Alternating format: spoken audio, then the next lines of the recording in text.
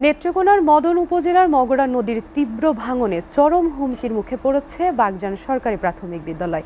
ইতিমধ্যে নদীগর্ভে বিলীন হয়ে গেছে বিদ্যালয়ের একটি পাঠদান কক্ষ ও ওয়াশরুম।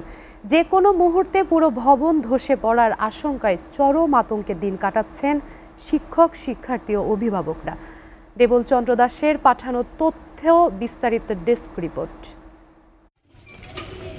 ১৯৭৩ সালে হাওর পরিবেষ্টিত মদন উপজেলায় শিক্ষার আলো ছড়াতে প্রতিষ্ঠিত হয় বাগজান সরকারি প্রাথমিক বিদ্যালয়। এলাকার শত শত শিশুর একমাত্র ভরসা প্রাচীন এই শিক্ষা প্রতিষ্ঠানটি। তবে মগরা নদীর ধারাবাহিক ভাঙনে বিদ্যালয়টির একাংশ নদীগর্ভে তলিয়ে গিয়ে এখন তৈরি হয়েছে অস্তিত্ব সংকট।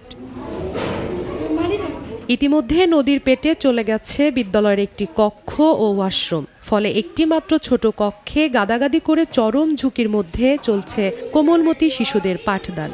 আমরা সবাই এক ক্লাসে মিলে পড়াশোনা করি, আমাদের ক্লাসটা ভেঙে গেছে। আমরা এখন শিশু অনেক ক্লাসে কাজ করি, আমাদের একটা খেলার মাঠ নাই, আমরা বাইরে থাকি। সম্প্রতি ক্লাস ছুটির পরপরই পুরনো ভবনের আরেকটি অংশ ভেঙে পড়ে নদীতে। সময়টা ছুটির পর হওয়ায় বড় দুর্ঘটনার হাত থেকে রক্ষা পায় শিক্ষার্থীরা। ঘটনার পর থেকে সন্তানকে বিদ্যালয়ে পাঠাতে ভয় পাচ্ছেন অভিভাবকরা। নদী ভাঙ্গনে এই স্কুলটা অর্ধেক অংশ ভেঙে পড়ে গিয়েছে। নদীর কাছে যদি বৃষ্টির কারণে ভেঙে গেছে স্কুলটা। স্কুল ছাত্ররা দেওয়াতে আমরা খুব ভয় হয়, কারণ কুমালা কম ক্ষতি হয়, বাচ্চারা তো ক্ষতি হতো। বিষয়টি নিয়ে বারবার শিক্ষা অফিস ও সংশ্লিষ্ট প্রশাসনকে জানানো হলেও এখন পর্যন্ত মেলেনি কোনো স্থায়ী সমাধান। ঊর্ধ্বতন কর্তৃপক্ষের কাছে আমরা অবগত করেছি, আগেও অবগত করেছি এবং ওনারা বিষয়টা দেখেছে। এখনো পর্যন্ত আমরা ভালো কোনো সুফল পাচ্ছি না।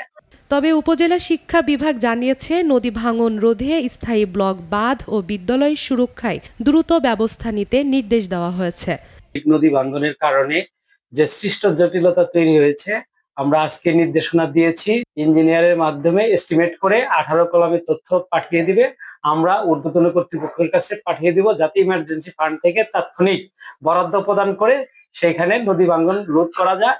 কোনো বড় দুর্ঘটনার আগে মগরা নদীর ভাঙন প্রতিরোধে স্থায়ী সমাধানের ব্যবস্থা নেবে কর্তৃপক্ষ, দাবি শিক্ষক, শিক্ষার্থী ও অভিভাবকদের। SATV news desk.